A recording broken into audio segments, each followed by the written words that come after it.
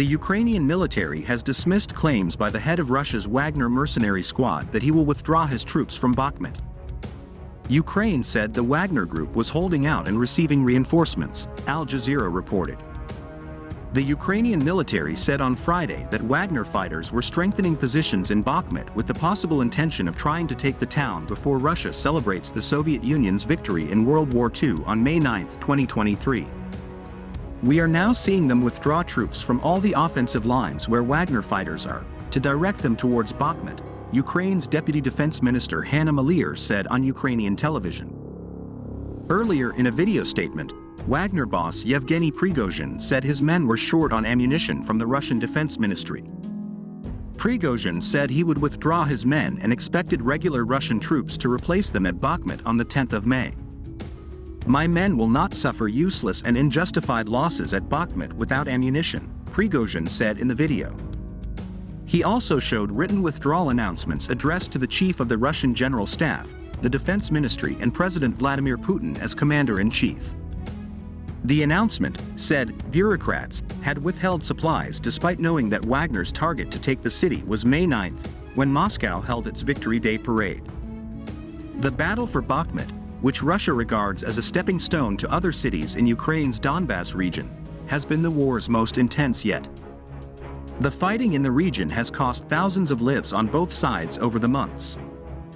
Despite Prigozhin's claims of withdrawal, the Ukrainian military has not seen any signs of Wagner's withdrawal from Bakhmut anytime soon, Ukrainian military intelligence representative Andriy Cherniak told the RBK Ukraine news agency. The Ukrainian military also disputed Prigozhin's claim that Russian troops in Bakhmut were low on ammunition. Today alone, 520 shells were fired from various types of artillery in Bakhmut and the surrounding area, said Ukrainian military spokesman Serhiy Cherevati. He said Prigozhin was only trying to justify the deaths of his troops, who numbered more than 100 per day, due to a lack of ammunition. Kremlin spokesman Dmitry Peskov said he could not comment on Prigozhin's threat to step down and called it a military matter. Earlier on Friday, Prigozhin was filmed surrounded by corpses of what he said were his Wagner warriors. He shouted insults at Russian Defense Minister Sergei Shoigu and Chief of the General Staff Valery Gerasimov.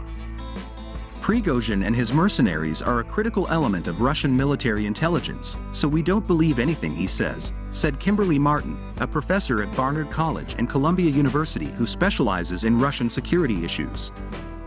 Martin said that it would be foolish for any military commander to broadcast their intentions to their enemies 5 or 6 days in advance. "It's all smoke and mirrors, so we're just guessing," he said.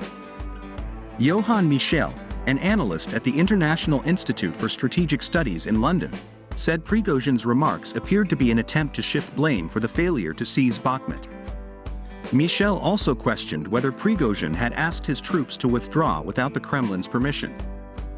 If Putin wants him to go to war, he will force him one way or another to do it.